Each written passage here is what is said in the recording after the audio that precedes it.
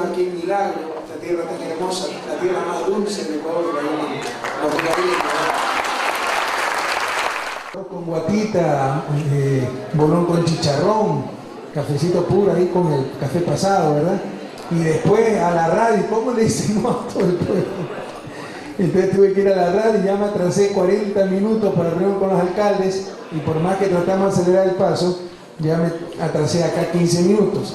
Así que les ruego mil disculpas, pero en todo caso un inmenso abrazo a todo el Cantón Naranjito por su extraordinaria acogida, muestra de cariño.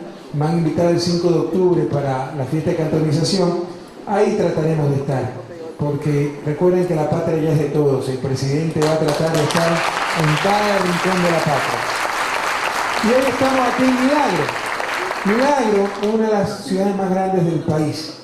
Y fíjense el abandono del bicentralismo que ha habido. Me cuentan, y no lo quería creer, pero me dicen el alcalde, los pobladores, que hace 15 años no venía un presidente en funciones. Increíble, ¿no? Que el último en venir fue Rodrigo Borges en el 91-92. Milagro, para los que no conocen la provincia del Guayas y me están escuchando a través de las ondas radiales, queda a 35 minutos de Guayaquil. Es una carretera de primer orden. Hay gente, hay jóvenes que estudian en Guayaquil, van y vienen todos los días. ¿Cuánto bicentralismo ha habido? ¿Cuántas veces los presidentes han ido a Guayaquil y jamás se han dignado viajar 35 minutos para visitar Milagro? Es increíble, ¿verdad? Esa es una muestra del bicentralismo entre Quito y Guayaquil que ha existido en las últimas décadas, que gracias a Dios el 15 de enero empezó su fin, porque hoy la patria ya es de todos, compas. Y aquí estamos, no solo el presidente, sino todo el gobierno. No 30 minutos para saludar, recibir aplausos e irse, sino 2 días, viernes y sábado, trabajando por el país, trabajando por Guayas, trabajando por Milagro. Normalmente la dinámica de los gabinetes sectoriales es, empezamos a las 12 del día la reunión, nos quedamos cerca de 10 de la noche, son gabinetes donde le sacamos el jugo al tiempo. Yo estaba en otros gobiernos, como ustedes conocen, en verdad en un solo gobierno, ¿no? Créanme que un gabinete hacemos más que en 6 meses lo que se hacía antes, ¿no? Y luego siempre nos prepara una recepción el gobernador, el alcalde, entonces ayer pasamos hasta las 12 de la noche, de 10 a 12 de la noche en el Coliseo de la ciudad. Muy bonitas las expresiones culturales de Milagro, las danzas monturas son preciosas. Una representación de los chirijos eran los indígenas que habitaban Milagro, ¿no? Bravos indígenas, cómo fueron diezmados por las enfermedades, etc. Bueno, a las 6 de la mañana les incito a salir a hacer un poco de deportes, avancé hasta Naranjito, son unos 16 kilómetros, ya no pude regresar, salvé el honor porque no hubiera avanzado porque se hizo tan tarde que tengo que regresar en carro. Y a las 8 de la mañana, en principio, normalmente, hoy llegué un poco tarde, ya empezamos el trabajo con las autoridades locales, alcaldes, prefectos, gobernador, incluso diputados y demás autoridades que quieren participar. De 8 a 10 en esa reunión, a las 10 la cadena radial, el presidente, mientras que los ministros con los gabinetes sectoriales, hemos dividido, les insisto, el gabinete en sectores, la producción, donde está agricultura, industria, turismo, que es un sector productivo muy importante. Sector, por ejemplo, el gabinete de lo social, donde está educación, salud, vivienda, etc. Así hay 6 grupos de gabinetes o gabinetes sectoriales. Se ponen aquí en la escuelita al lado, el doctor José María Velasco Ibarra, así se llama la escuela, reciben a la gente, reciben a las organizaciones sociales, a las fuerzas vivas, a los campesinos, etc., para escuchar directamente sus inquietudes. No siempre tenemos respuestas, muchas veces sí, pero al menos la gente se siente escuchados. Se siente que ellos son los mandantes, que nosotros somos sus servidores. Eso es sumamente importante para subir la autoestima de la gente, le insisto, para hacer sentir que la patria ya es de todos. Entonces esa es la dinámica un poco, y les pido nuevamente mil disculpas por el retraso, por el gratísimo momento que tuve en Naranjito cuando se armó una fiesta popular. Pero les decía, las muestras del bicentralismo, del abandono, de la concentración que ha habido en este país, en esta patria, que no ha sido de todos, ha sido de ciertos grupos y de ciertos sectores, ni siquiera de cierta ciudad, ciertos sectores de ciertas ciudades. Porque pregúntenle al que habita en Flor del Bastión, en Guayaquil, en el Guasmo Sur, en la Prosperina, pregúntenle, si Guayaquil es de ellos, si la regeneración urbana ha llegado donde ellos. Es la gente que paga más impuestos. ¿Por qué? Por ejemplo, el agua es recontra cara, por tanquero. Entonces eso es como un impuesto carísimo, altísimo para esa gente. Pero el bicentenalismo ha sido terrible. Sepan ustedes que Milagro, pese a ser una de las ciudades más grandes del país y tremendamente rica, aquí se produce caña, piña, arroz, de todo, es de las tierras más fértiles del país. 66% nada más de la población tiene agua potable y solo 25% de la población tiene alcantarillado. Y hay gente que todavía sigue insistiendo, hay que bajar el gasto público, hay que bajar el gasto público. Entonces hay que dejar a la gente sin agua potable, sin alcantarillado. Y son los ahorros tontos, porque si no hay agua potable y no hay alcantarillado, la gente se enferma y tenemos que gastar después 3 veces más en salud. Además que un ambiente adecuado para mantener la salud es un derecho humano, independientemente de cuánto cueste. Ya estamos trabajando, ya se han asignado más de $6 millones en fondos para empezar a implementar el agua potable en Milagro. Se está haciendo el proyecto para alcantarillado para apoyarlo a través del Banco del Estado o de un crédito internacional con garantía del gobierno. Pero se pueden imaginar que solo 25% de Milagro tenga alcantarillado. Es increíble lo que nuestra gente ha soportado. En todo caso, es momento de optimismo, las cosas están avanzando, es momento de fiesta aquí en Milagro. El lunes se cumple el 44º aniversario, ¿verdad?, de cantonización, 44 años. 94, entendí mal. No, 94, entendí 44, ya estoy medio sordido. Y son 95, me extrañaba, porque Milagro es un cantón ya bastante antiguo. Entonces son 94 años de cantonización. Felicidades, Milagro, aquí estamos para servirte a ti, a toda la provincia del Guayas y a todo el país. Como siempre, compañeros,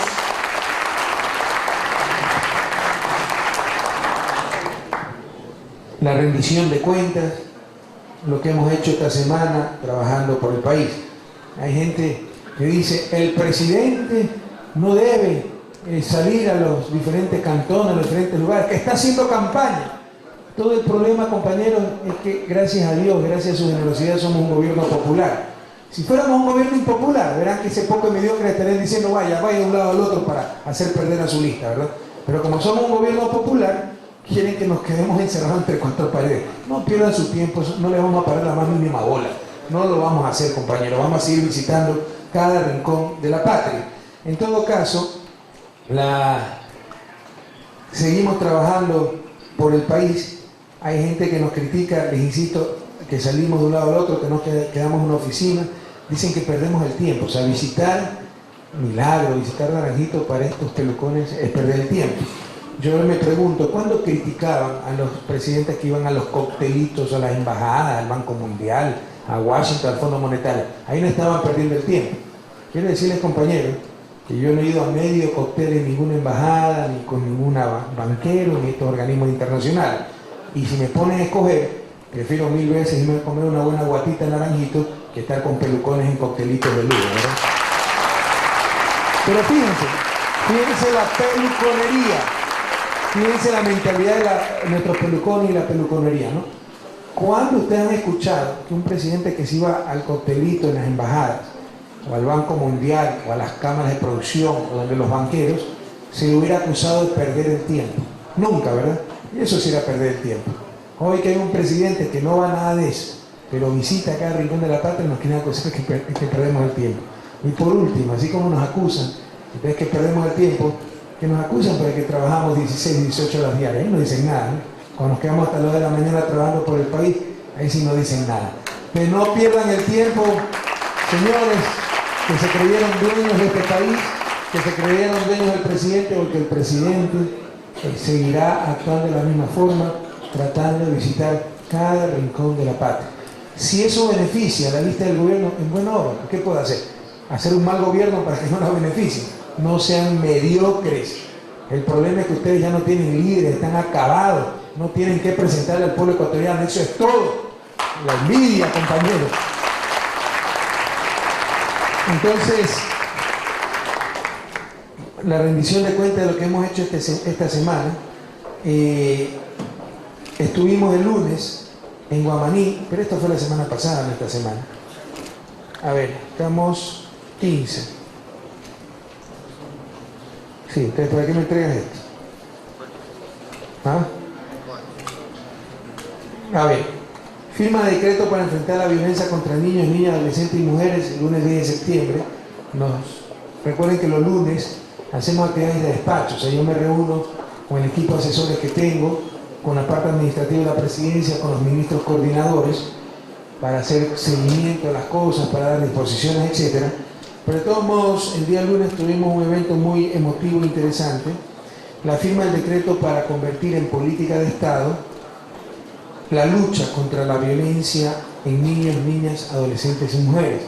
Es uno de los graves problemas que tenemos en el país, la violencia intrafamiliar, el maltrato a las mujeres, el maltrato a los niños, ¿no? Darles con la correa, etc. Hay que desterrar esas prácticas.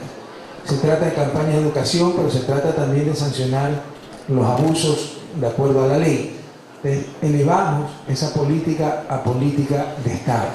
Que nadie más justifique en este país el maltrato a la mujer. Cuidado, las propias mujeres justifican esto, ¿no? Aunque pegue, mate, marido es nada, compañeras. Ustedes tienen derechos, nadie las puede tocar, nadie las puede maltratar físicamente, nadie las puede maltratar psicológicamente, nadie les puede exigir, ni sus propios esposos, tener relaciones íntimas cuando ustedes no quieran. Ustedes son seres humanos con derechos, compañeros, ¿no? Que el marido llega borracho, quiere abusar de ustedes, denuncien esos casos. Eso es una forma de violencia. Esperamos de aquí a un par de años haber desterrado la violencia, al menos que el Estado haya puesto todo de sí para controlar esa violencia, porque para que se destierre totalmente la violencia intrafamiliar se necesita un cambio cultural, y eso no lo vamos a lograr por decreto.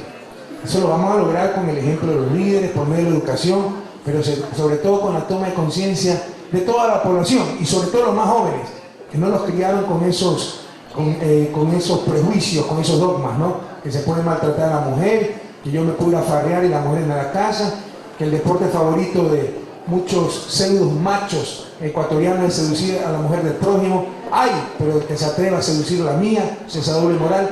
Esas cosas solo se van a eliminar con un cambio cultural que no se puede lograr por decreto, que lo vamos a lograr todos juntos con la toma de conciencia que son cosas intolerables, que en el matrimonio existen entre el hombre y mujer los mismos derechos y deberes, y que no se permitirá y no se puede tolerar. O sea, no es solo la ley lo que tiene que sancionar, debe ser la sociedad la que sancione, la que no tolere la violencia física, psicológica, sexual contra la mujer, y peor aún, contra niños, niñas y adolescentes, compañeros. El martes 11 de septiembre fuimos a la provincia de Manabí. En verdad tuvimos una jornada maratónica. Empezamos inaugurando las obras de protección que ha hecho Corpecuador en barrios y viviendas contra las inundaciones provocadas por el río, casi digo Lucio, es el río Burro, ¿ya? Cantón Manta, provincia de Manabí. Esa gente estaba contentísima. Créanme que en cada invierno hay muertos, pero eran muertos pobres, nadie les hacía caso. Hoy ya tienen sus muros de contención en la primera etapa y continuamos con la segunda etapa. Luego fuimos al puerto artesanal de San Mateo. Es un puerto pesquero muy cerca de Manta, ¿no? Que me moría de ganas de conocerlo. En verdad no había tenido oportunidad de conocerlo, me muero de vergüenza. E incluso viven un par de entrañables amigos míos con los que trabajé en Zumbagua. Recuerden que yo pasé un año de misionero en Zumbagua, zona indígena, 3.600 metros de altura en la provincia de Cotopaxi, Cantón Pujilí, provincia de Cotopaxi, y ellos trabajaban ahí, son voluntarios italianos, ¿no? Miren cómo extranjeros nos pueden dar tanto ejemplo de servicio a los demás. Yo pasé bonito un año, la aventura, etc. Ellos llevan más de 30 años trabajando en este país tan lejano al suyo. Trabajaron en Zumbagua hasta hace un par de años y ahora en San Mateo. Pero no solo eso, una cosa es que uno escoge una opción. Yo voy a trabajar con los más pobres lejos de mi patria. Otra cosa es que esté escogiendo la opción a sus hijos. Todos sus hijos nacieron aquí, se educaron en las escuelitas públicas junto a los indígenas, etc. No se imaginan qué maravilla de gente son para mí amigos entrañables y ejemplos de vida. Y me moría de ganas de visitarlo y conocer San Mateo, y tuve la oportunidad de hacerlo. Aquí en San Mateo se firmaron los convenios con los pescadores artesanales para que tengan sus propias distribuidoras de combustible y no tengan que buscar el combustible en camionetas. Además se posesionó a la subsecretaria de Acuacultura, Marcela Guiñaga, y el subsecretario de Pesca, Guillermo Morán. Quiero decirles que antes, primero, había una subsecretaría de Pesca en Guayaquil que pertenecía al Ministerio de Industrias. ¿Quién entendía eso? Mandamos esa subsecretaría de Pesca al Ministerio de Agricultura, Ganadería, Acuacultura y Pesca. No tenía acuacultura, le dimos también acuacultura. ¿Con qué concepto? El concepto de que es un ministerio que trabaja con recursos renovables. O sea, la pesca es un recurso renovable. Se pesca racionalmente el recurso pesquero y se regenera la población de peces, ¿verdad? Si se lo hace racionalmente, técnicamente. Es un recurso renovable. El petróleo es un recurso no renovable. Sacan petróleo y cada vez queda menos. Los peces, si lo manejan adecuadamente, siempre se regenera la población de peces. Entonces la idea es que el Ministerio de Agricultura, Ganadería, Acuacultura y Pesca sea un ministerio de recursos renovables. Por eso mandamos la Subsecretaría de Pesca a Agricultura. Ahí nos saltaron algunos pelucones, que nosotros somos industrializados. No entendieron nunca el concepto. La pesca puede ser industrial también, pero es un recurso renovable. Segundo, la mandamos a Manta. ¿No ven que Manta es el principal puerto pesquero del país y estaba en Guayaquil? No se imaginan las pataletas de los pelucones de Guayaquil, de los que se creen dueños del país, ¿verdad? Critican el centralismo y ellos lo practican. Pero como nosotros no le paramos la más mínima bola a esas élites que se creían dueñas del país, mandamos la subsecretaría a Manta y acabamos de nombrar al nuevo subsecretario. Y se creó la subsecretaría de Acuacultura. Acuacultura es cría, por ejemplo, en piscinas de camarón, tilapia, etc. Es una actividad que solo en camarones nos da cerca de $300 millones anuales en exportaciones. Es la segunda o tercera exportación no petrolera del país y no tenía un organismo público que los coordine, articule, controle, promueva, etc. ¿Qué pasa cuando no se tiene eso? 3.000 acuacultores camaroneros en el país los acusan de dumping en Estados Unidos. Estados Unidos tiene esas prácticas. Dice que practique libre comercio, pero cuando ves, por ejemplo, que los camarones ecuatorianos están haciendo quebrar a los camaroneros de New Orleans, inventan cualquier cuento. Dumping significa que se vende más abajo del costo de producción, que se hace trampa. Cualquier cosa, no, hay una plaga, etc. Y de eso acusaron a nuestros camaroneros. Y ellos mismos se tuvieron que organizar, ver cómo se defendían, etc. Si hubiera habido esta subsecretaría, era a través de la subsecretaría que se podía hacer todo esto. Entonces era una subsecretaría urgente. No es que estamos aumentando burocracia, hay mucha mala fe en esto. Vean por cuánto hemos aumentado en burocracia. Lo necesario. Y por si acaso, burocracia le llaman la prensa mala fe hasta los profesores. Nosotros nos sacaron que habíamos aumentado como 10.000 partidas, algo así, o que para el próximo año iba a haber 11.000 partidas más. Sí, 5.000 de profesores, 3.000 de médicos. No tenemos que enseñar, no tenemos que sanar. Inducen a creer que es el burócrata de escritorio que por clientelismo político entra a trabajar, ¿verdad? Ese no es nuestro estilo, eso no se está haciendo. Se está creando las instituciones necesarias que al final del día, primero, ahorrarán ingentes costos al Estado y segundo, verán que acabamos con menos burocracia que con la que cogimos el gobierno, ¿verdad? Entonces se creó la Subsecretaría de Acuacultura y se posesionó al nuevo subsecretario de Pesca en Manta, donde está la Subsecretaría de Pesca. Y se inauguró el edificio en donde funcionará la subsecretaría. Quiero decirle también que se inauguró el agua en San Mateo. ¡Qué alegría de esa gente! Imagínense, a 5 minutos de Manta y no tenían agua potable. Gracias a Corpecuador ya tienen agua potable. Y también, después de San Mateo, pasamos por Manta inaugurando la Subsecretaría de Pesca, el edificio, y fuimos a Montecristi, donde en un acto multitudinario pues entregamos los bonos de la vivienda, crédito, etc. Inauguramos un centro de acopio, una de las grandes satisfacciones, ¿no? Agricultores muy agradecidos porque ya tenían su centro de acopio para comercializar sus productos. Y ese proyecto fue financiado con un crédito nuestro también. Por si acaso, me decían, estas son las cosas que nos llenan satisfacción, ¿no? Cuando iba a Naranjito me invitaron a desayunar a un restaurante, donde Luisito nos brindaron guatita y bolón con chicharrón. Y nos dijeron los propietarios de ese restaurante, si ve los ventiladores, si ve este nuevo frigorífico vitrina, sí. Todo esto lo hemos hecho con un crédito del Banco de Fomento. al 5% de interés. Entonces son cosas que dan alegría, como la gente ya con acceso a crédito está mejorando su negocio, mejorando su nivel de vida. Bueno, en Montecristi entonces, además del acto masivo de entrega de créditos, entrega de bonos de la vivienda, que es otra gran alegría eso, ¿no? Además del acto con los compañeros campesinos para inaugurar el centro de acopio, visitamos el avance de Ciudad Alfaro. ¿Cuánto nos criticaron, no? Ciudad Alfaro, que era demagogia, un elefante blanco, no entienden nada de historia los politiqueros de este país. No entienden que los países necesitan ilusiones movilizadoras, algo que los identifique, que los una. ¿Cuánto nos da de comer la selección nacional? Nada, ¿verdad? Pero ¿cuánto nos levanta la moral, nos entusiasma cuando clasifica al mundial? ¿Cuánto nos da de comer? ¿Cuánto nos da de ingreso Jefferson Pérez? Nada, ¿verdad? Pero ¿cuánto bien hace con su ejemplo de lucha, con sus victorias?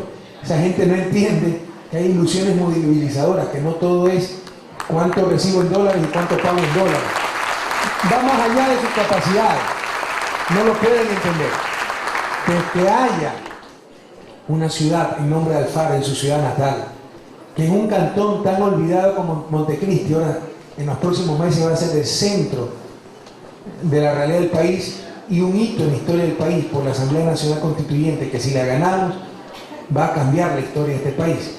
No entiende que moviliza a Montecristi, a Manabí y a todo un pueblo que se da cuenta, perdonen que les insista, que la patria ya es de todos. Entonces visitamos la ciudad de Alfaro, está marchando en maravilla, pese a que recién el 15 de abril fue la consulta y supimos que se iba a realizar la asamblea.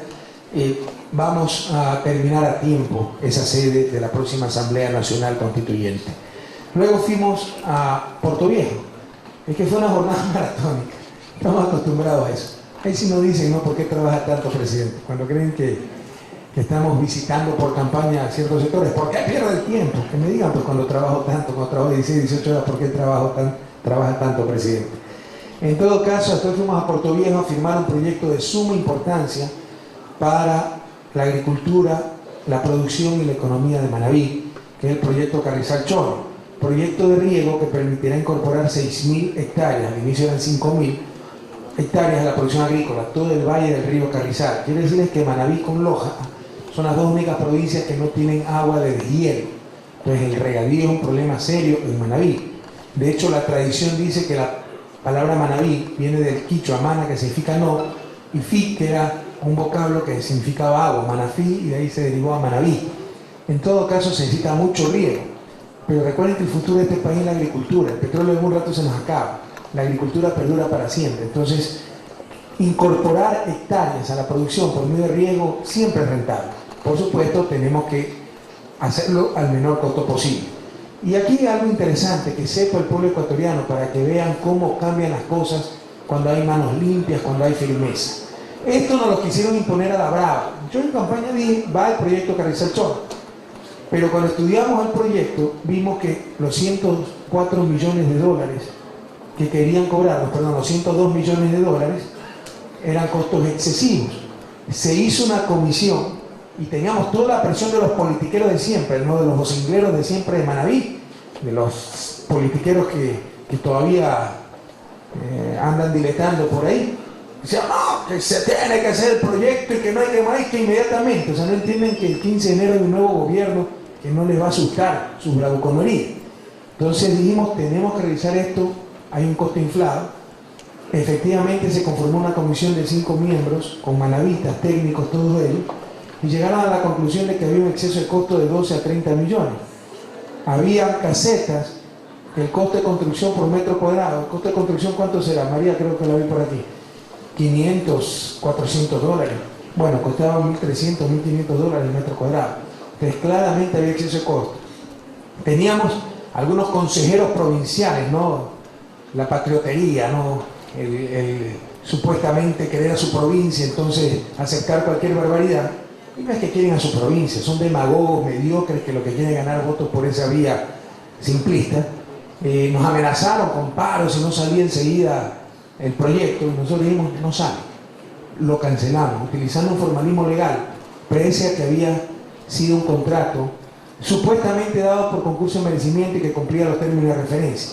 Hay grave sospecha de que todos esos términos de referencia fueron hechos en acuerdo con la compañía que ganó y que participaron, y que el concurso fue bastante criticado, pero también había sido aprobado por Procuraduría, por Contraloría, pero faltaba un aspecto formal, la firma del crédito.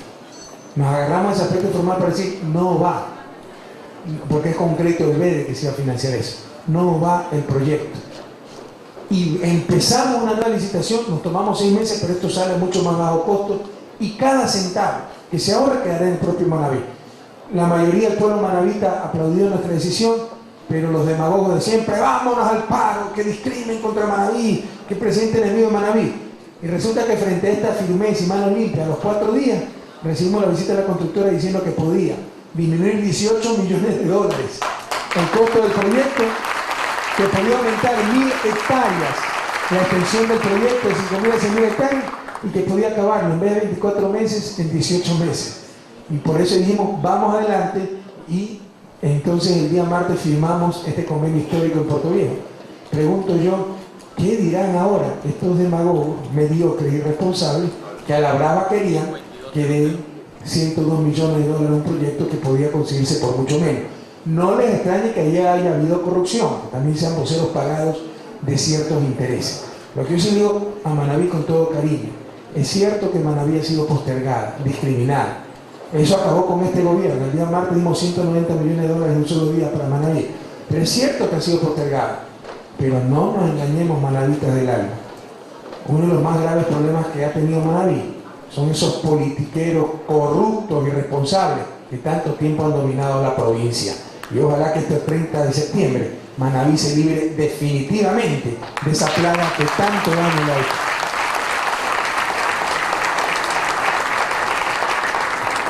Entonces firmamos el proyecto que cuesta ahora 84 millones de dólares al Estado, y ahorramos 18 millones de dólares, y como nos comprometimos, cada centavo de esos 18 millones de dólares quedará en el propio Manaví, pero ya en manos de los corruptos, y servirá básicamente para empezar el proyecto de Múltiples Chones, que dotará de agua potable a ese importante cantón. Luego avanzamos a Bahía Caracas, a San Vicente, perdón. Los que no conocen Manaví, se aterriza el aeropuerto San Vicente y se cruza el estuario del río Chone para Bahía Caracas. Bahía Caracas es capital del Cantón Sucre. Créanme que eso sobrepasó todas nuestras expectativas. Íbamos a poner la primera piedra del puente Bahía San Vicente. ¿Saben cuántos años le han ofrecido ese puente? 50 años. El gobierno de la Revolución Ciudadana, en menos de 8 meses, empezó el trabajo ya. Y no empezamos antes, porque ni siquiera había estudios, hubo que reformar los estudios, etcétera, ¿verdad? Pero ya está todo listo, ya se está trabajando. Aterrizamos en San Vicente y hasta me asusté. De repente veo una marejada de gente rodeando el avión presidencial. La gente de San Vicente totalmente emocionada. Eso fue una fiesta cívica, fuegos artificiales, banda. En indebido agradecimiento, porque no tienen que agradecernos nada, estamos cumpliendo con nuestro deber. Entonces ahí pues conversamos un poco con la gente de San Vicente.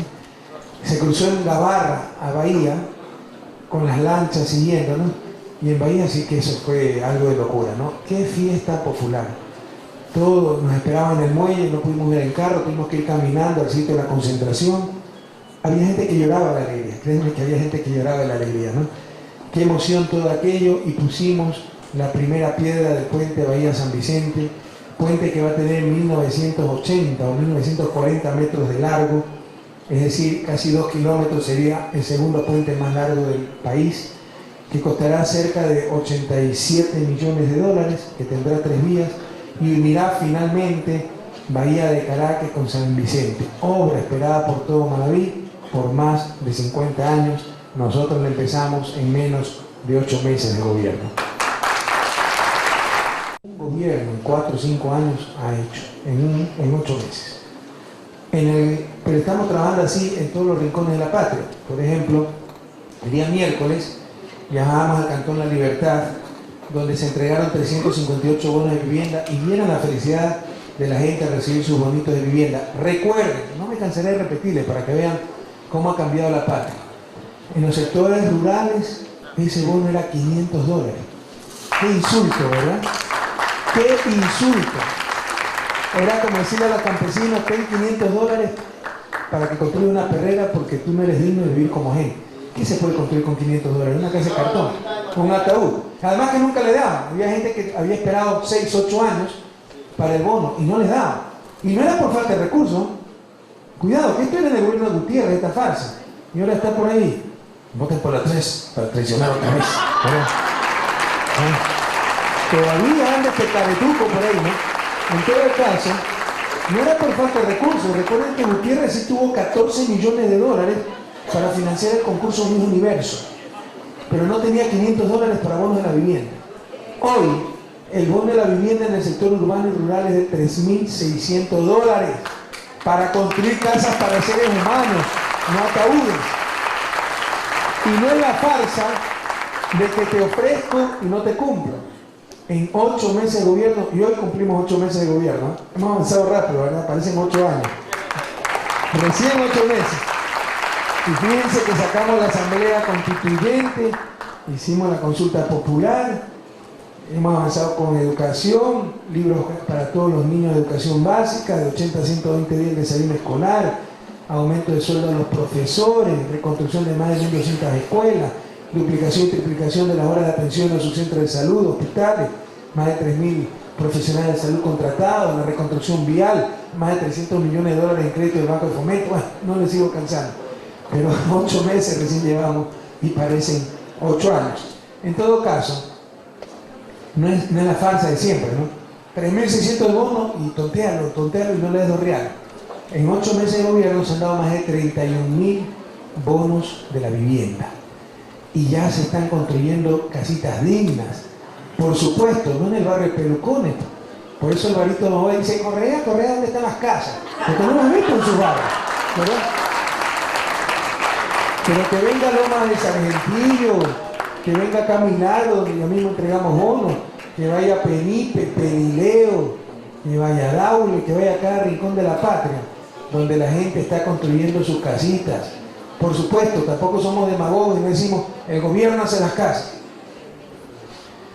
sino que se están haciendo con constructores privados. Que vaya a La Libertad para que vea las casitas que se están haciendo. En su barrio lo estamos haciendo, porque ¿quién tiene plata para construir en su barrio? Sepan que Alvarito Novoa es tan nacionalista que tiene una casa imitación de la Casa Blanca, ¿no? Y cuando estábamos en campaña los periodistas se reían, porque cuando recibíamos en mi casa, me decía, vea, la casita que tiene al lado de su mansión, Álvaro Novoa, para recibir a los periodistas es más grande que toda su casa, me decían a mí, ¿verdad? Y ese es el que dice que ayuda a los pobres. Por si acaso, ayudar a los pobres también es solidarizarse con los pobres, ¿eh? Yo no estoy contra la riqueza bien habida, pero creo que en un país donde hay tanta pobreza, tanta miseria, hay una opulencia insultante. No es que porque tengo plata tengo que ser opulento al lado del miserable. Tengo que tener cierto nivel de solidaridad. O sea, en este país no es que puedo derrochar la plata, tener esos derroches de riqueza, de opulencia, como le decía, la imitación de la Casa Blanca, piscina, sauna, jacuzzi, etcétera, cuando a pocos kilómetros hay gente viviendo sobre el agua, ¿no? Cuidado, esa barbaridad que nos metieron a que es mi plata, puedo hacer lo que me dé la gana, es falso. Estamos en una sociedad, en un mismo país, debemos ser solidarios, debemos ser sencillos. Por plata que tenga, no puedo insultar con mi opulencia al que ni siquiera tiene para las más elementales necesidades cubrir.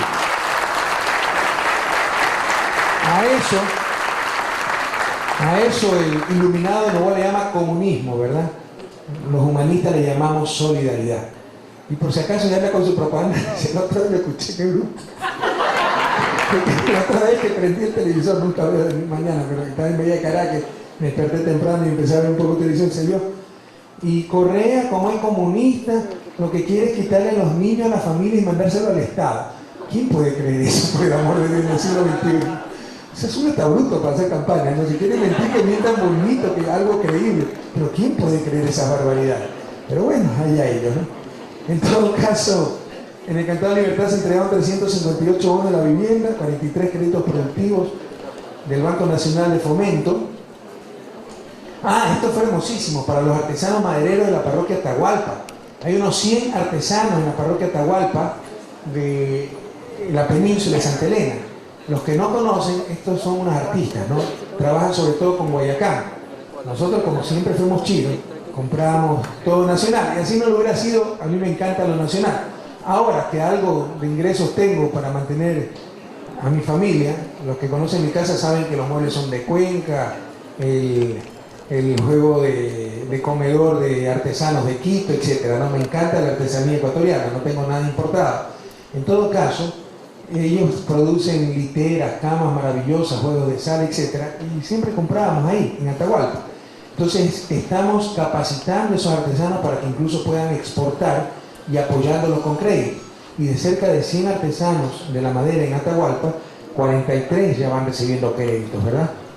Bien, quiero decirles que el Banco Nacional de Fomento ya ha entregado más de 300 millones en créditos y que hay días en que aprobamos más de 4.500 créditos, lo que no se hacía antes en todo el año. Así es como está cambiando la patria. Luego, los alcaldes de La Libertad, Santa Elena y Salinas, les repito, Tribunal Electoral Pichincha y poco de sufridores que están pendientes de qué es lo que hace el presidente, dónde se mueve, etc.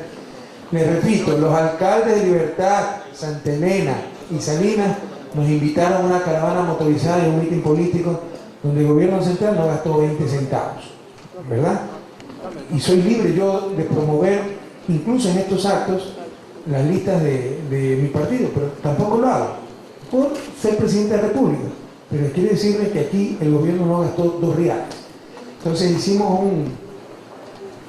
fue un acto de agradecimiento de los alcaldes al presidente por el apoyo dado al proceso de provincialización.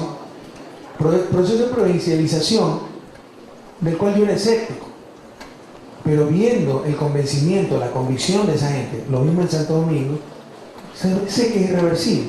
Entonces en la segunda vuelta electoral, con Santo Domingo ni siquiera hice eso. Y lo estoy apoyando porque sé la convicción profunda que tiene esa gente en la provincialización. Con La Libertad sí firmamos un compromiso y lo estamos cumpliendo, apoyar la provincialización. Pero quiero decirles que el que más apoyó de la primera vuelta de provincialización fue el Norito Novoa. Vaya, vean si cumplió su palabra. Por eso ni siquiera puede entrar a la península. Porque ya el pueblo ecuatoriano está despertando y ya no va a aguantar a más farsantes, compañeros. Hay mucha gente que incluso no está de acuerdo con nosotros, pero nos apoya porque sabe que somos auténticos, que decimos la verdad, que actuamos en base a principios y convicciones sin calcular las consecuencias ni los costos. Hacemos lo que creemos que tenemos que hacer y eso la gente lo respeta, compañeros. Entonces se hizo una caravana motorizada y luego un encuentro, un acto masivo ahí en Santa Elena. Entonces, de todo esto nos están acusando de que estamos haciendo campaña electoral. Ya me voy a referir a aquello, pero les insisto, el único problema aquí es que hay un gobierno popular. Si yo fuera impopular, estarían contentísimos de que vaya a todos lados para hacerle perder votos a los candidatos de la ciudadanía. Como soy popular, con todos estos chantajes, extorsiones que te vamos a destituir, que incumple la ley, ¿qué ley estoy incumpliendo? ¿En qué país del mundo el líder de un movimiento partido está prohibido hacer campaña por ese partido? Si es que lo estuviera haciendo, que ni siquiera lo estoy haciendo, ¿verdad? Pregúntenle a George Bush si es que no apoya por sus candidatos a senadores, a representantes. Pregunten en Estados Unidos, en Francia, etcétera, si a los candidatos de sus partidos para sucederlos, por ejemplo, el próximo candidato republicano a la presidencia de Estados Unidos, el propio presidente no lo acompaña a recaudar fondos. O sea, que el presidente no puede hacer campaña, qué absurdo. Y en los países que hay reelección, ¿cómo se hace entonces? O sea, esas son las tonterías que se dicen en este país, se las repite una y otra vez y nos quieren hacer pasar como verdad. Le insisto, si las tonterías pagaran IVA, yo hubiera financiado hace rato el desarrollo de este país, ¿verdad? Quieren prohibirme a mí hacer campaña. Señores, yo tengo derechos constitucionales.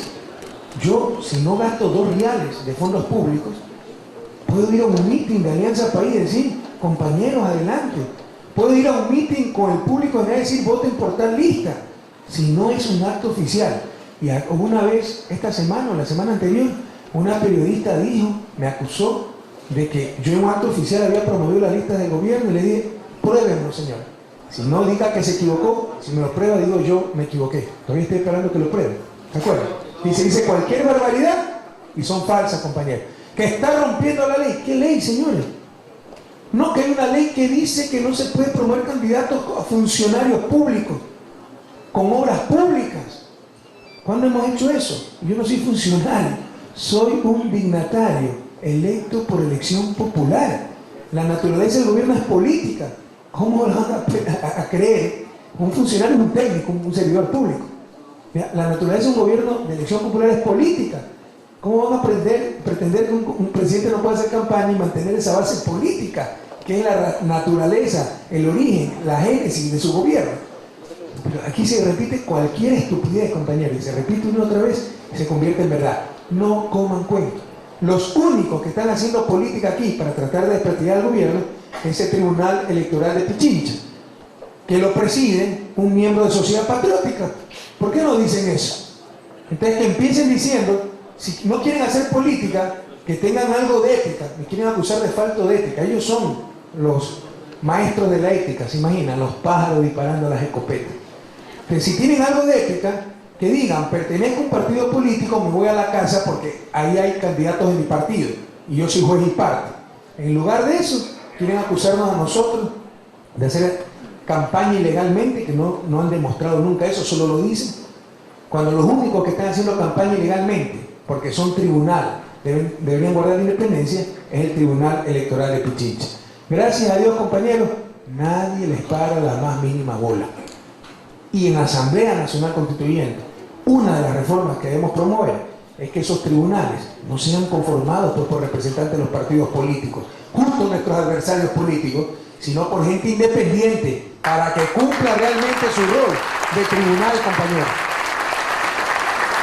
Pero insisto, el único problema, como dicen los jóvenes, ¿no?, en mi tierra, por lo que están picados, que somos un gobierno extremadamente popular. Porque si fuera un gobierno extremadamente impopular, verán que harían mutis por el foro. Esa es la mediocridad de nuestra clase política. ¿De quién fue el proyecto de Asamblea Constituyente, compañeros? De la oposición o del gobierno. Del gobierno, ¿verdad? Fue la base de nuestra propuesta, por lo que el pueblo ecuatoriano votó. Es el todo o nada este 30 de septiembre. Las elecciones más importantes de los últimos 100 años de este país. O volvemos a lo de siempre o cambiamos este país. Y estos señores quieren que yo me quede cruzado de brazos, encerrado en Quito, y permitir que ganen los de siempre, engañando a la gente. Están locos, compañeros, están locos. Aquí tienen un tipo decidido, con manos limpias, con claros principios éticos, que sabe que su principal deber ético es advertirle al país de no caer en la garra de los lobos disfrazados de ovejas, compañeros.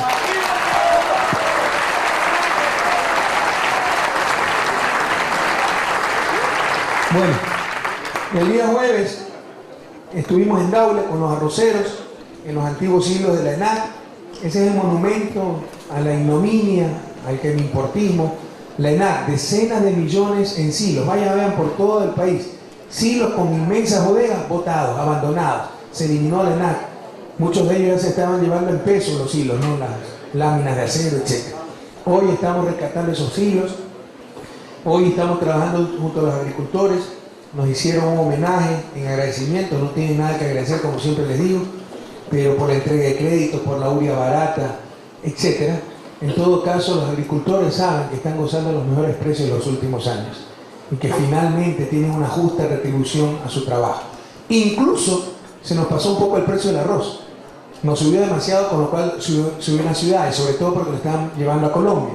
Por eso prohibimos las exportaciones a Colombia, y hay unos agricultores bravos. Pero, compañeros, por favor, pues ustedes saben mejor que yo que tiene una rentabilidad altísima y que a 25 o 26 dólares el quintal la rentabilidad es exagerada y que eso repercute ya en el bolsillo de los demás ciudadanos. Entonces seamos solidarios, ganemos razonablemente. En este momento el quintal de arroz está a 23 dólares. Nuestro compromiso de campaña fue la saca, 110 libras de arroz a 20 dólares. O sea, estamos mucho más allá de nuestro compromiso de campaña. Vamos a mantener esos altos precios en maíz, soya, arroz, leche, etcétera, pero tampoco busquemos exagerar, porque eso golpea el bolsillo de los ciudadanos. Entonces estuvimos en Daule, un fuerte abrazo para Daule, y luego fuimos pues al otro acto muy emotivo en Durán, con el Centro de Capacitación, la CECAP, el Servicio Nacional de Capacitación. Otra de las instituciones que estaban aniquiladas, no servía para nada, deteriorándose sus instalaciones, etcétera. Hoy la hemos fondeado con 8 millones de dólares y ya está capacitando a miles de ecuatorianos en la fuerza laboral, sobre todo a los grupos más vulnerables. Jóvenes que están en centros reformatorios, internas de los centros de rehabilitación social, etcétera, ¿verdad? Así también se empezó el programa Mi Primer Empleo, donde 550 jóvenes hacen pasantías en el sector público con un salario cercano al salario mínimo, pero trabajando solo 4 horas. Como una forma de que ganes experiencia, porque por si acaso el desempleo, al grupo que más golpea es el de los jóvenes. ¿Y cuál es el cuento? No puedo contratarte porque no tienes experiencia. ¿Cómo rayos va a tener experiencia si nunca lo contratan? ¿Verdad? Entonces, con las pasantías ya pueden tener experiencia y ya se derrumba ese pretexto. Créanme que fue una fiesta popular también en el cantón Eloy Alfaro Durazno, al frente de Guayaquil. Qué barbaridad, la cantidad de gente en las calles y lo emotivo del acto, ¿no? Viendo cómo la gente empezaba a capacitarse, cómo los chicos que están reformándose, algunos ex drogadictos, alcohólicos, están aprendiendo un oficio, las internas del centro de rehabilitación, son cosas que satisfacen profundamente, compañeros. Bien, y el viernes 14, pues, vinimos a Milagro. La primera actividad que cumplimos fue aquí, en este mismo local. Estamos en la Universidad Estatal de Milagro, en este mismo auditorio. Algo que muy significativo, marca el cambio de época, marca la revolución ciudadana, marca el socialismo del siglo XXI. El programa de renovación del parque automotor. Vamos a renovar transporte pesado, buses urbanos, buses cantonales e interprovinciales, transporte escolar y taxis. Pero para mí lo más fácil hubiera sido decir se exonera de aranceles, importen todo. Como 400 millones de dólares de importaciones, miles de vehículos, solo taxis son 5.000, en total serán unos 10.000 vehículos, entre camiones, buses, taxis, y listo. Pero sabemos de desarrollo, somos patriotas, sabemos sacar provecho a las cosas en beneficio de todos. Por eso se diseñó un plan integral y en base a negociaciones, y debo agradecer a la dirigencia del transporte que tantas veces fue satanizada, los empresarios del transporte. O sea, cuando los pobres son empresarios, ahí se está mal. Cuando los productores son empresarios, ahí sí es una virtud, ¿verdad? Los empresarios del transporte. Mentira, ahí hay militares retirados, choferes de toda la vida que ahorraron y se compraron un bus. Migrantes que vinieron después de 8 o 10 años al país, se compraron un par de buses. Esos son los empresarios del transporte, como lo llaman Nebot y las élites de Guayaquil, ¿verdad? Porque no los dejan pasar por el puerto de la Unidad Nacional. Pero van a pasar, no se preocupen. Aquí prevalecerá la ley, la justicia, no los caprichos de los telefones. En todo caso, les tengo que agradecer a esa dirigencia de transporte por su apertura. Entonces, ¿qué le dijimos? Señores, se importará estrictamente lo necesario. Todo lo que se pueda producir nacionalmente será nacionalmente. Partimos de un principio, este es un gobierno profundamente nacionalista. Sin un sano nacionalismo, ningún país del mundo se ha desarrollado. Entonces, nuestro principio es, si se produce nacional, se compra nacional, compañeros. Entonces, y aceptaron. Entonces, ¿qué pasa? Hay cosas que no se producen nacionalmente, los chasis de los camiones, por ejemplo. Se los compraremos a Brasil y México, países con los que tenemos acuerdos comerciales. Los pudimos comprar de China, Corea, sin pedir nada a cambio. Pero no somos tontos, no somos importistas. Los vamos a comprar a México y Brasil y vamos a pedir a cambio que nos compren cosas, porque tenemos acuerdos comerciales. Que es entrar las artesanías de Otavalo sin tantas trabas a Brasil, que es entrar mangos sin trabas a México, etc. Entonces estuvieron totalmente de acuerdo. Entonces se importa lo mismo, plantas ensambladoras de vehículos para que bajen costos. Le hemos exigido importantes reducciones de costos para que sean más baratos que el carro importado exonerado de aranceles. Le hemos dicho que preparen programas de 4 o 5 años de venta de repuestos con sustantivos descuentos para los taxistas, y vamos a dar crédito barato para que compren los vehículos. Si se necesita importar, se importa. Si son nacionales, y se los compren nacionalmente, pero con la condición de que si se produce nacional, se compre nacional. Es decir, no vamos a dar crédito para los carros importados que se producen nacionalmente. ¿Está claro? Entonces, con crédito a largo plazo barato, la gente va a preferir comprar el taxi nacional. Y de esa forma incentivamos la industria nacional. Esto es importante, porque pudimos llegar al simplismo de exoneremos aranceles y todo se importa. Esto significa reconstruir políticas industriales que hace 20 años no tiene el país. Reconstruir políticas de financiamiento. A los transportistas les decían, bueno, le exoneramos de aranceles y busca el crédito. Entonces tenían que ir donde los bancos o donde los chusqueros, es decir, también los bancos. A tasa de interés 18 o 20%, ¿quién podía pagar eso? Y ustedes por eso ven lo destartalado que no está nuestro parque automotor. Bueno, después de los 4 años de gobierno de la Revolución Ciudadana, eso va a ser totalmente distinto. Vamos a tener unidades de primer nivel, y no solo eso, para que vean cómo se piensa integralmente en este gobierno, el cambio de época.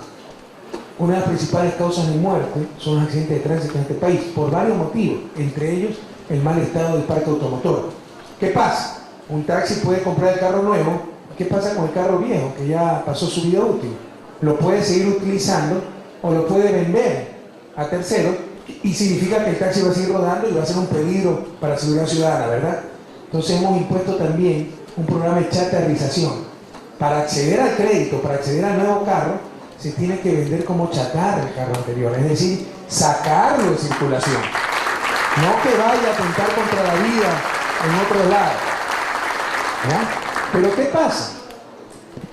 Obviamente, vender el carro de segunda mano se lo vendería $2.000, venderlo como chatarra al final sacan $800 y sería un perjuicio para el propietario de ese carro. Entonces se va a dar el bono de chatarrización, $1.200 la diferencia, que va a ser la cuota inicial para el crédito y para el nuevo carro. Entonces de esa manera sacamos los carros en mal estado ya de circulación, se los destruye. No es que pasan a servir en los barrios marginales, en los otros cantones, etcétera, constituyendo un peligro para el ambiente, porque son contaminadores, constituyendo un peligro para la salud, constituyendo un peligro para la seguridad ciudadana. Entonces vendrán los mismos de siempre. Más gasto público, otro subsidio.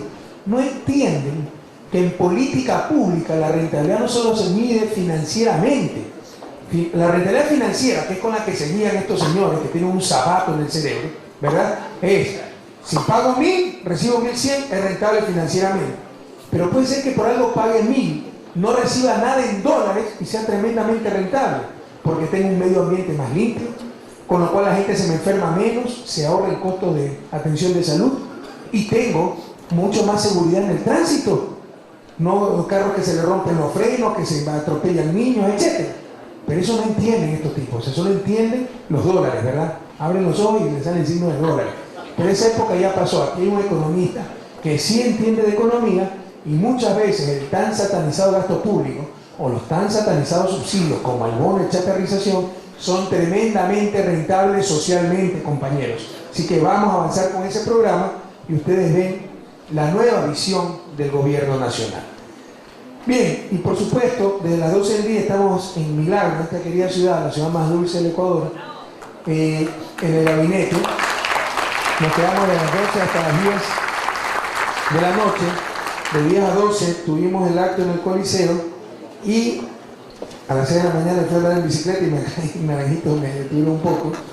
De 8 a 10 el trabajo con los alcaldes y autoridades de la provincia, y de 10 a 12 esta cadena radial, mientras los ministros por gabinetes sectoriales están trabajando en recibiendo a la gente, las fuerzas vivas, etc. Bueno, ya les hablé del Tribunal Electoral Provincial que está haciendo campaña. Ellos son los que están haciendo campaña.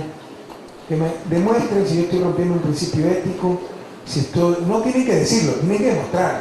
Esto falta la ética.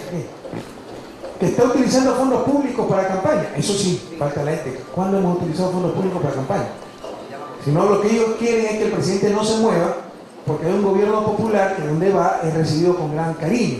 Entonces, ya eso es mediocridad de estos señores. Han dicho que hemos roto la ley. ¿Qué ley? Es falso. Estamos cumpliendo estrictamente la ley y la ética. Lo que pasa es que como lo vamos a barrer en las elecciones del 30 de septiembre, están desesperados. Eso es todo.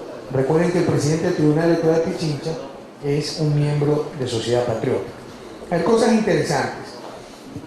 Salió ya la estadística de pesca del tiburón desde el 31 de julio al 3 de septiembre. Antes esto no existía. Los que hablaron de un holocausto, masacre de tiburones, ¿cómo podían hablar algo si no había cifras? Y resulta que se han capturado 10.700 escuadros en estos 34 días. Cuidado, que esto es una cifra bajísima. Hay 20.000 embarcaciones artesanales. Esto significa medio tiburón mensual por embarcación artesanal. Quiere decir que sí se está controlando la pesca incidental del tiburón, ¿verdad? Entonces, fue una gran farsa aquello de que había matanza, holocausto. Ahora tenemos cifras y se ve que esto está en los parámetros de pesca incidental. 10.000 puede ser, no era mucho, cuidado. A nivel mundial se pescan diariamente millones de tiburones. Esta es la pesca que sale cuando estoy pescando picudo, dorado, y de repente capturo un tiburón. Les insisto, hay 20.000 embarcaciones artesanales en el país, 10.000 tiburones capturados, significa medio tiburón por mes por barca. lo cual significa que es pesca incidental. Sobre precios, nos quieren seguir haciendo subir los precios, están creando todo un ambiente que hay una escalada de precios. Mentira, señores. O sea, están tratando de bombardear a la gente con que hay una escalada. ¿Saben cuánto va a ser la...? Ha bajado, por si acaso, en agosto incluso bajó la inflación. Va a ser 2.4%, tenemos inflación la más baja de América Latina. Cuidado, que no quiere decir que las cosas están bien. Los precios están muy altos, pero eso es culpa de la dolarización. Yo sé que los precios están altísimos. La canasta básica es la más cara de la historia, $460. Pero eso lo recibimos así. Pero lo que han variado los precios en estos 8 meses de gobierno, pensemos objetivamente mínimo. Y hay precios que han bajado, como el precio de la electricidad para los más pobres. Y hay ingresos que han subido, como la duplicación del Bono de Desarrollo Humano. Pero la prensa, cierta prensa mala fe, que es parte de la campaña, está actuando con ciertos partidos políticos, todos los días y sacan los reportajes. Y es cierto que los precios están subiendo, entonces inducen a los reportajes, sí, están subiendo. Eso es falso, compañero. Tenemos problemas con 4 precios. Harina, que ya empieza el subsidio y debe bajar el precio del pan. Y recuerden que la harina le importa a Álvaro Noboa, y siempre hace eso, subir el precio de la harina para financiar sus campañas. Aceite, y ya van a salir 1,5 millones de litros de aceite en funda a $1.20, es decir, a su precio anterior. Arroz, que con la prohibición de exportar a Colombia ya ha bajado a $23 el quintal y debe bajar el precio al consumidor. Y leche, que ya estamos sacando cerca de 400.000 litros a 55 centavos. Entonces estamos luchando contra los pocos precios que nos han subido, pero no se dejen convencer por esa campaña tremendista de cierta prensa, porque no es cierto. Objetivamente veamos, no es que hay una escalada de precios, no es que se han duplicado, triplicado. La inflación va a ser menos del 3%, el primer año de Gutiérrez fue 8%. Recuerden que con el pinchazo nos subió 30% la gasolina, 30% la electricidad, y con ello subió el transporte. Pregunto, ¿cuánto ha subido aquí la gasolina? La electricidad ha bajado, el transporte está estable. Se eliminaron los $25 en las escuelas fiscales, yo sé que algunas cobraron, les vamos a obligar a devolver. Se dieron libros gratuitos en los 10 años de educación básica, con lo cual los padres de familia ya no tienen que gastar. Entonces no nos dejemos engañar con estas campañas tremendistas que tratan de desvirtuar la realidad. La economía está muy bien manejada, vamos a tener unas menores inflaciones de toda la región. Y por último, sí me quería referir a esto porque sacaron el día sábado, domingo, se los advertí, ¿verdad? Y aquí hay una prensa rosa que está totalmente contra nosotros. Qué pena que el universo se haya reducido a un pasquín, ¿no? Y nos quieren, yo les dije que nos iban a hacer estas campañas de desprestigio. Vínculos familiares se repiten en el Ejecutivo, ¿no? Y nos quieren poner a nivel de un Gutiérrez que tenía su cuñado Napoleón Villa en el Fondo de Solidaridad, que tenía sus cuñados, nietos, padres, no nietos, ahijados, hasta amiguitas, impuestos, sí señor, tenía hasta eso, hasta amiguitas con rango de ministro, ¿verdad? Qué vergüenza, o sea, que estos tipos en su desesperación por atacarnos con la mala fe de muchos que han dicho claramente que odian al gobierno, son enemigos personales, son gente que respira amargura, ¿ya? Caigan en tanta mediocridad, porque esto es totalmente falso, compañero. Ni siquiera mi esposa se llama primera dama, ni siquiera asumió el INFA. ¿Qué hermano mío, qué hermana mía está en el gobierno? Y son tan mediocres que ponen aquí, miren la mala fe, madres, hermanos, primos, suegros, hijos.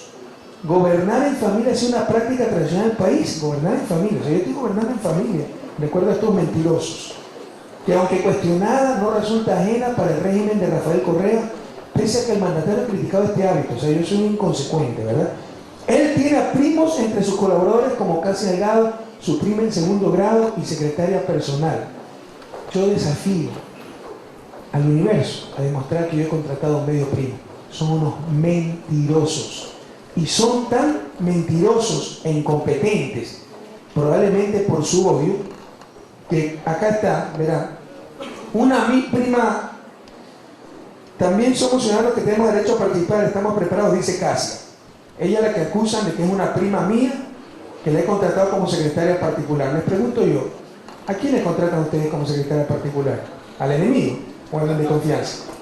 Primero, no tendría nada de malo, pero además es mentira. Vean, fíjense que dijeron que tenemos, les repito lo que dicen acá está, perdón, esto es ignorante, porque es una bestia, ¿no? Él tiene a primo entre sus colaboradores como Casia Delgado, Su prima en segundo grado y secretaria personal. Aquí está Casia, ¿no? Y acá dice, también somos ciudadanos con derecho a participar, estamos preparados, dice Casia. Ella y su padre, Hugo Delgado Cepeda, tío de Norma Delgado, madre del mandatario. O sea, ¿saben que Casia es hija de Hugo Delgado Cepeda, tío de mi madre? Pregunto yo, la hija del tío de mi madre, ¿qué es para mi madre? Prima, ¿verdad? ¿Qué es para mí? Prima, tía en segundo grado, técnicamente es quinto grado de consanguinidad colateral, que ni aquí ni en la Conchinchina es neoliberalismo. Pero en la primera página dicen que es mi prima, ¿verdad? Son hasta brutos, pues, compañeros. Y le mandamos la carta para rectificar. De acuerdo a la Constitución, tienen que rectificar en el mismo lugar, con el mismo tamaño, el mismo día y en forma absolutamente gratuita e inmediata. Vamos a ver si lo hacen.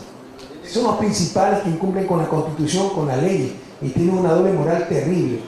Y lo que hay que ver, compañeros, le insisto, Casia no es prima mía, es quinto grado de consanguinidad colateral, que ni aquí ni con chinchina ni nepotismo. Pero lo grave sería si Casia no estaría capacitada para el cargo. Casia, ¿cuál es tu formación? Comunicadora social, posgrado en gobernabilidad, ciencias políticas, ¿qué más? Mándale en el currículum, marketing. O sea, qué mala fe de esta gente. Luego siguen con todos los parientes que yo tengo en el gobierno, imagínense. Loira Delgado Granizo, otra prima de mi madre que resulta que ha estado en turismo. Yo me enteré por el periódico, crean. No sabía. Es decir, ya voy a tener que mandarle una circular a mis familiares totalmente lejanos. A Loira no la veo hace 15 años. La encontré otra vez rapidito en el aeropuerto, no la veo hace 15 años. ¿Ya? Entonces, no, hay que mandar una circular. Cuidado, aceptan un cargo. Ganó por concurso de merecimiento esto, entre varias carpetas. Entonces, vos tenés que mandar una circular a mis parientes recontra lejanos para que no acepten nada, porque si no viene un diario mala fe e incompetente a decir que hay nepotismo. Después, ¿por qué más hay nepotismo?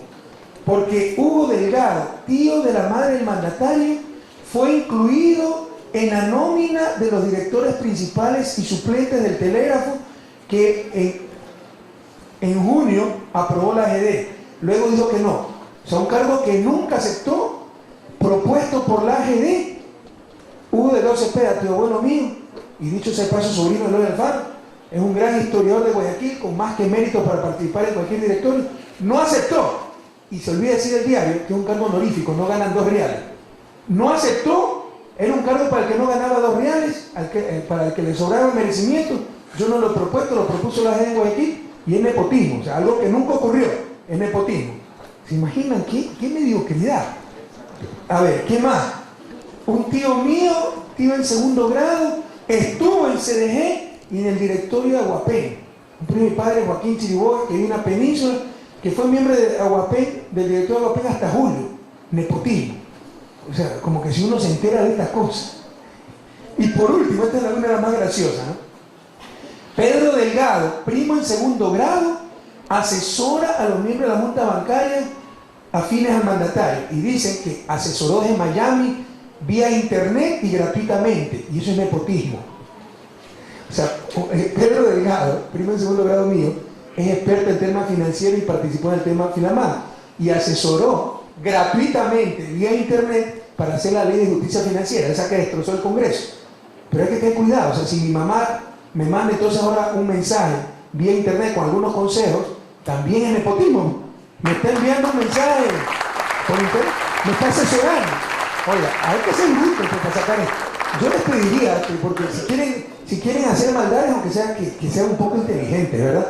Y después, que un hijo de una prima mía, Rafael Avilés, estuvo en la Secretaría de Comunicación, pero ya no está. Y eso es el nepotismo. Yo los desafío, sin vergüenza de Diario del Universo, a que demuestren que yo he contratado medio primo. Si no, quedarán como lo que son, unos sinvergüenza mentirosos. Por último, compañeros, para que vean la doble moral de este diario, yo pregunto, ¿dónde estuvo la denuncia de nepotismo en el gobierno de Alfredo Palacio? Cuando el presidente Alfredo Palacio, como ministro de Economía, me obligó a poner a Gustavo Palacio como representante ante el BID, a su hermano de padre, el cargo más codiciado, porque es $12.000 mensuales para no hacer nada. Vaya, vean, pues si yo tengo un pariente ahí, o si tengo un técnico. ¿Qué dijo ahí el Diario del Comercio? El Universo. Seguramente no dijo nada. ¿Saben por qué? Porque Emilio Palacio, uno de los que mueve todas estas porquerías contra el gobierno, este señor que lo tuve que votar por majadero en una rueda de prensa, que ha dicho abiertamente que nos odia, es hermano pues de Gustavo Palacio. ¿Por qué no denunciaron el nepotismo? Esa es la doble moral, esta es la hipocresía, el cinismo de esta. En cada caso, señores, yo le repito al pueblo ecuatoriano, esta prensa rosa, esta porquería de periódico, yo no la vuelvo a comprar, compañero.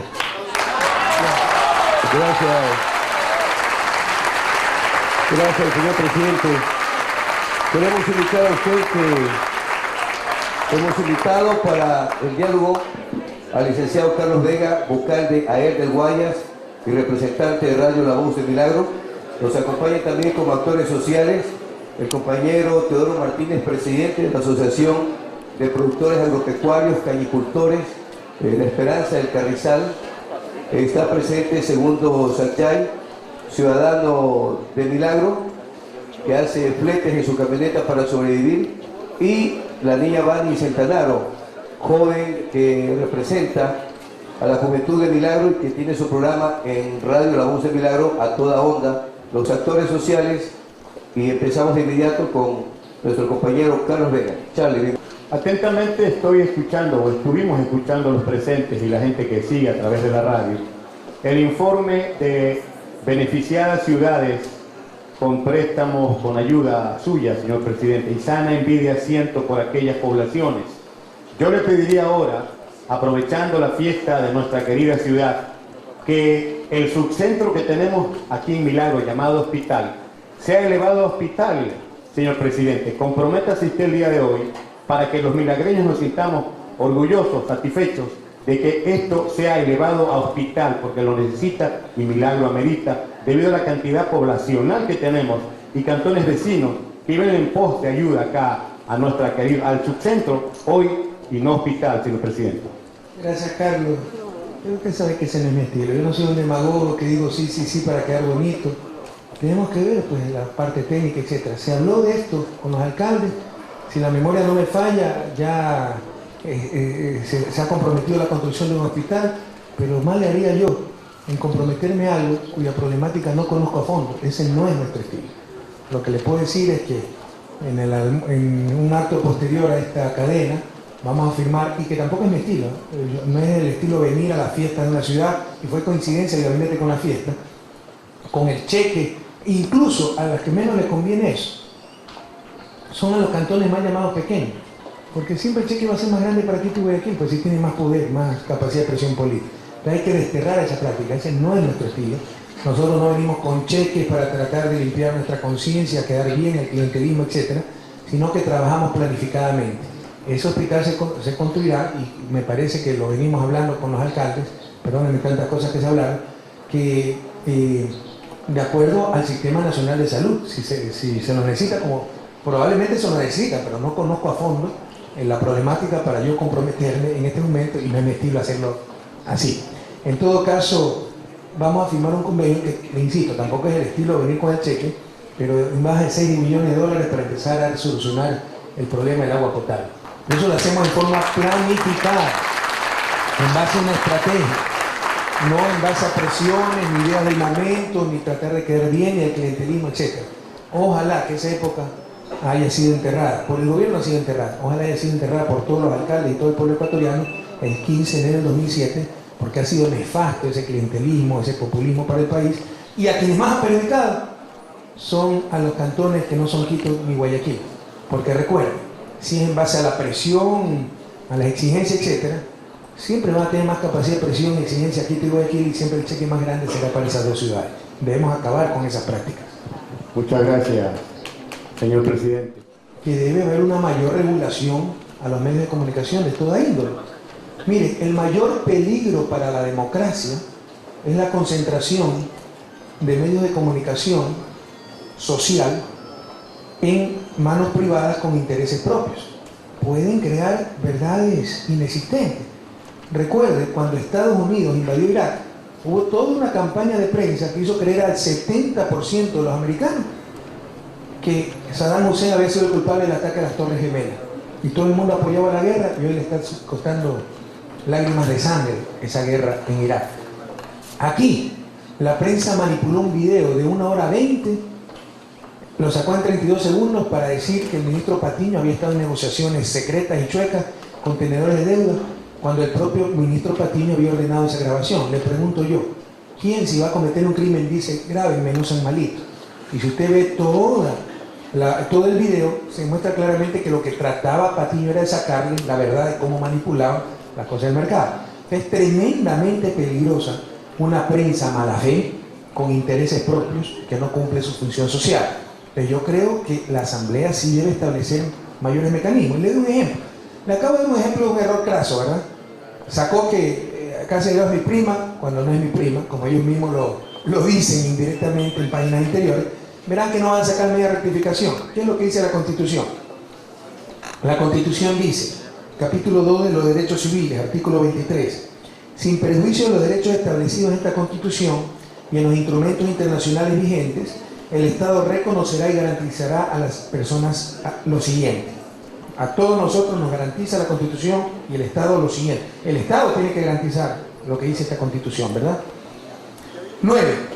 La persona afectada por afirmaciones impruebas o inexactas, lo que les acabo de leer, ¿no? O agraviada en su honra por informaciones o publicaciones no pagadas hechas por la prensa o otros medios de comunicación social, lo que acaba de hacer Diario del Universo, tendrá derecho a que estos hagan la rectificación correspondiente de forma obligatoria, inmediata y gratuita, y en el mismo espacio o tiempo de la información o publicación que se rectifica.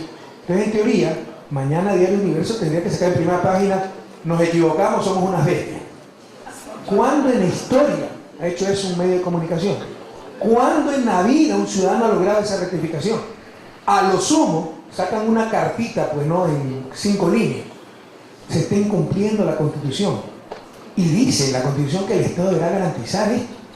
Pero la Asamblea Constituyente tendrá que pensar cómo hacer para que el Estado garantice que los medios de comunicación rectifiquen. Entonces, yo estoy de acuerdo que la Asamblea debe pensar cómo regular de mejor manera todos los medios de comunicación, entre ellos los escritos, más aún cuando se ve tanta concentración de medios de comunicación en pocas manos con poderosos intereses. 6 de los 7 canales nacionales de televisión son propiedad de la banca. 3 o 4 de los 5 o 6 medios impresos a nivel nacional claramente tienen una postura opuesta al gobierno. Y no está mal eso, pero que lo digan. Somos un periódico de oposición, como se dice en Europa, etc. No, aquí quieren hacer creer que informan, que son las Madres Teresa de Calcuta, que son los mártires de la libertad, cuando están actuando políticamente. Alguien tiene que regular todo aquello. No podemos los ciudadanos ser engañados por medios de comunicación de propiedad privada que deberían cumplir una función social y lo que hacen es responder a sus intereses e incluso a sus odios. Damos la bienvenida inmediato al compañero Teodoro Martínez, presidente de la Asociación de Productores Agropecuarios y Cañicultores de la Esperanza del Carrizal, para el interdiálogo con ustedes, señor presidente. Bienvenido, compañero Teodoro Martínez.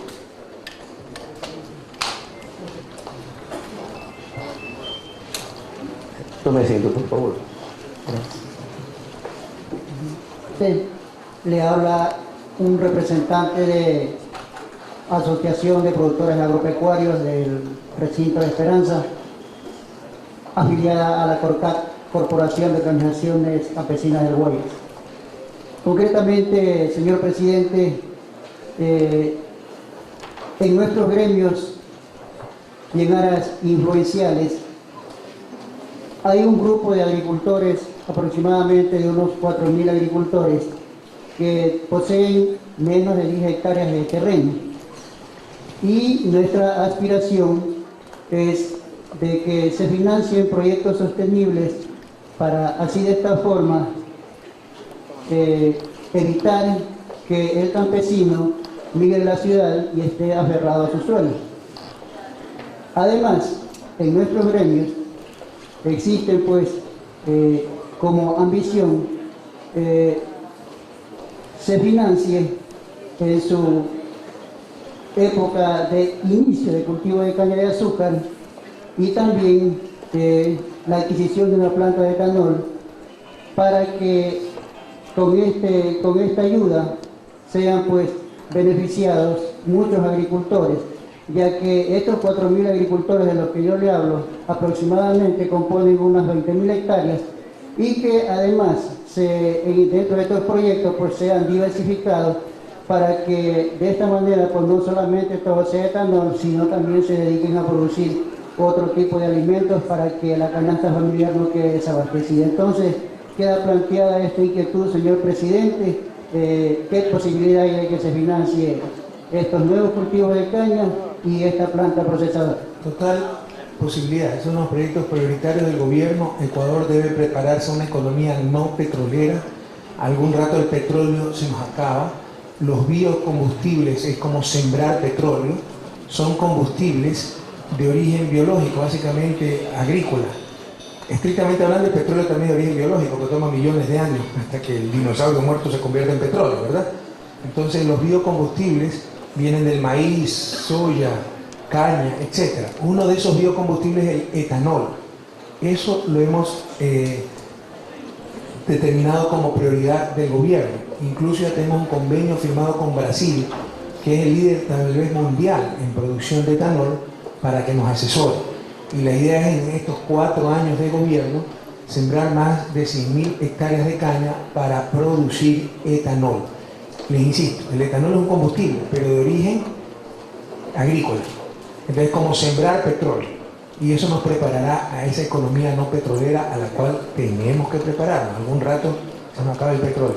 Entonces, habrá líneas de crédito, apoyo, asistencia técnica para que los campesinos, sobre todo en la zona de Milagro, Carlos Vallejo, el ministro de Agricultura, ya tiene el plan de las 100.000 hectáreas, creo que eran 60.000, algo así en Milagro, porque es una región clásica de cañicultores, ¿verdad? Entonces, y se construirán las plantas. Las plantas para procesamiento de etanol no son tan grandes. Entonces, en los sitios donde haya la caña, se crearán las plantas para procesar etanol.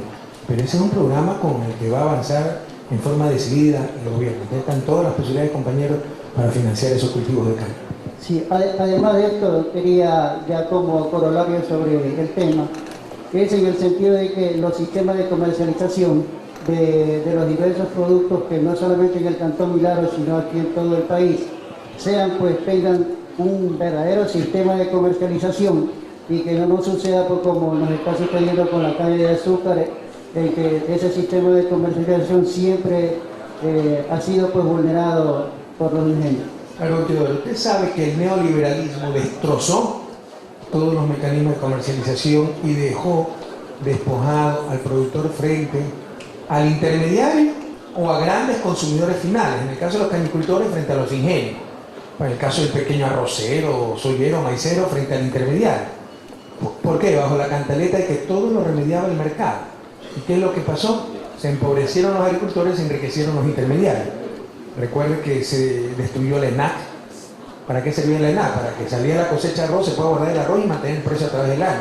Sin la ENAC no había dónde guardar el arroz, véndalo a precio de gallina enferma, aunque sea para recuperar el transporte, y todo el esfuerzo del campesino iba para que lucre el intermediario. Eso estamos ya superando. Hemos reconstruido la empresa nacional de almacenamiento, vamos a mantener precios agrícolas de sustentación con varios mecanismos, incluso con regulación y precios mínimos, pero entre otras cosas prohibiendo importaciones en épocas de cosecha. Y en el caso de los cañicultores de cumplir la ley, porque ya existe la ley, que el precio de la caña tiene que indexarse con el precio del azúcar, y eso no lo quieren aceptar los ingenios. Ya hay una disposición del ministro de Agricultura que ha sido denunciada con amparo constitucional, etc. Tenemos la confianza de que lo vamos a ganar, pero en todo caso, si lo llegáramos a perder, buscaremos los mecanismos para que se respeten los derechos de los productores, en este caso los cañicultores. Entonces, se destrozaron los mecanismos de comercialización, se destrozaron las políticas de protección de precios para los productores agrícolas, pero con este gobierno estamos reconstruyendo todo aquello, y en el caso particular de ustedes, Teodoro, no vamos a permitir que los ingenios sigan explotando a los cañicultores. Muchas gracias, doctor. Presidente de la Asociación de Productores Agropecuarios y Cañicultores, La Esperanza Carrizal. Vamos de inmediato a dar la bienvenida al compañero Segundo Sayay, ciudadano del milagro que se gana la vida diariamente, señor presidente, realizando actividades como plateador en su camioneta en toda la población. Bienvenido, segundo.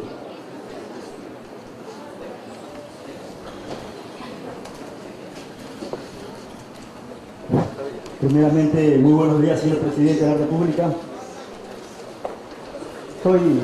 Mi nombre es Segundo Juan Sayay Aguayo, milagreño de nacimiento. Soy ex militar, estuve en la guerra de Paquilla, en el Alto Cenepa también. Soy veedor milagreño. Señor presidente, hay algo que ya es hora de decirle las cosas, lo que está pasando en nuestro querido Cantón Milagro. Tenemos un tremendo problema con la contaminación ambiental que poseemos de parte del ingenio Valdés, Codana. ¿Cómo es posible que hace años y años han venido alcaldes uno sobre otro y nadie ha podido hacer nada por nuestro querido cantón, señor presidente? Yo pido de favor que se terminen estas cosas. ¿Cómo es posible que nosotros todos los días soportemos semejante ceniza en nuestros hogares? No podemos ni prender las ropas afuera. Nuestras casas totalmente con el viento entra la ceniza a cada departamento, a cada cuarto de nosotros los pobres. Y nosotros los pobres somos los que nos estamos contagiando. Tenemos niños, nuestros hijos, nuestros nietos que están enfermos. Entonces yo pido, señor presidente, que por favor vea, tenemos también Codana, que la ciudadanía milagreña sabe. Codana, todos los días nos quejamos, señor presidente, sino que la gente no habla, no sé qué pasa, ¿por qué no habla? Codana, todos los días la pestilencia total es una pestilencia tremenda que recibimos de Codana.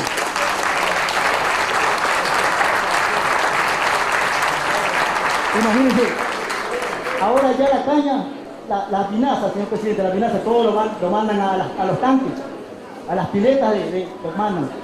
Y toda esa pestilencia que nosotros tenemos que recibir tantas pestilencias, señor presidente. Por favor, yo pido que esto se termine y aprovechando su oportunidad y felicitándole por parte de este pueblo milagreño que está presente. Porque vamos a ganar, señor presidente. Tengo esa idea. Porque es el único presidente, como usted mismo lo dijo, en 15 años hemos tenido un señor presidente aquí en Milagro, se acordó de Milagro. Y yo quiero, señor presidente, que por favor, usted, más que nos dé esa alegría de trabajar con tanta contaminación de Milagro. Hemos mandado oficios al Ministerio de Salud, algunos a Guayaquil, pero nadie nos ha escuchado. También me manejé la vicepresidenta de la Asamblea Ciudadana, y estoy en la vicepresidenta de la Asamblea Ciudadana, luchando para que Milagro salga adelante, luchando contra la corrupción, señor presidente, porque ese es mi compromiso que tengo yo, cuando utilicé mi uniforme como militar.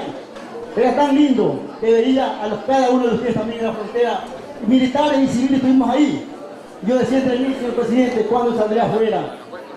Este es mi compromiso que tengo con mi tierra linda que me vieron hacer Milagro. Estamos civiles y militares, y ahora que he salido, tengo que ver por mi tierra, por mi Milagro que me vio nacer y ver crecer. Gracias, los pobres segundo. somos los que sentimos tanta pestilencia, tanta contaminación. Señor presidente, yo pido de favor, a ver usted qué solución nos puede dar a los milagreños. Gracias, don Segundo. Entiendo su indignación. Siempre empezamos los gabinetes haciendo un análisis del cantón donde nos encontramos de sus principales problemas y surgió el problema de la contaminación. En principio, el municipio debería controlarlo, pero ya vamos a tomar cartas en el asunto. Usted ha nombrado comisarios de salud, podría intervenir.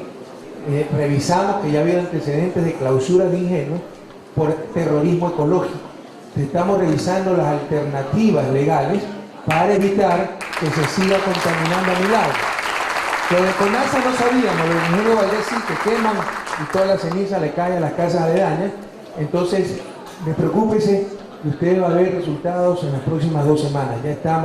Ya se delegó a la ministra de Salud para que vea la estrategia más eficiente para controlar estos abusos de la ciudadanía. Gracias. Pero el municipio también puede actuar ahí, el municipio de Milagro. Gracias, segundo. De inmediato damos la bienvenida en Radio La Voz de Milagro, que se comunica diariamente con el pueblo milagreño, especialmente con la juventud, señor presidente. Muy buenos días, señor presidente. La más cordial bienvenida a la ciudad de Milagro, tierra dulce, ardorosa y fecunda. Como le comento, soy Vani Centenaro Vega, conductora de un programa infantil juvenil en el que tratamos diferentes temas relacionados a Milagro y su actualidad. Ojalá algún momento podamos compartir con usted algún momento, que este momento en el programa nos acompañe. Queda hecha la invitación. Vivo en las calles Rocafuerte y García Moreno. A media cuadra pasa la línea férrea y a casi cuadra y media existe lo que alguna vez fue la estación del tren. Tengo 15 años, jamás he visto pasar el tren. ¿Sería posible que en su administración, señor presidente, se logre cristalizar ese proyecto para que en Milagro, con el tren, tendríamos mayor comercio, economía y sobre todo turismo, que algo sería muy bueno para todos nosotros los milagreños? Qué lindo año. Tienes 15 años entonces. Felicitaciones. ¿Qué eres para Romano Centenar? No, para Romano, Ítalo Romano Centenar. ¿Te por ahí? Primo de segundo grado. No te preocupes, nadie es perfecto, ¿no? Tranquilo. No hay problema mayor. A ver, mi querida Vania. Una lástima. Ahí tú ves cómo se destrozó este país, ¿no? 15 años y no has visto pasar el tren, de lo que te has perdido. Porque eso era una maravilla. Yo, como soy enamorado de mi tierra, ¿qué me interesaba Disney World? Además ni plata tenía. Pero me hice como 12 veces el viaje en tren en techo de Guayaquil a Quito. 32 estaciones se pasaban. Básicamente a Riobamba llegaba, ¿no? Y se cortaba el viaje, algunas veces se continuaba a Quito, otras no. Se descarrilaba el tren, lo metían a mano, increíble. En todo caso, ese tren volverá a vivir. Estamos trabajando en ello. El próximo junio se cumple 100 años desde que Eloy Alfaro entró con la locomotora número 8 a la estación de Chimbacaya en Quito. Ya localizamos esa locomotora.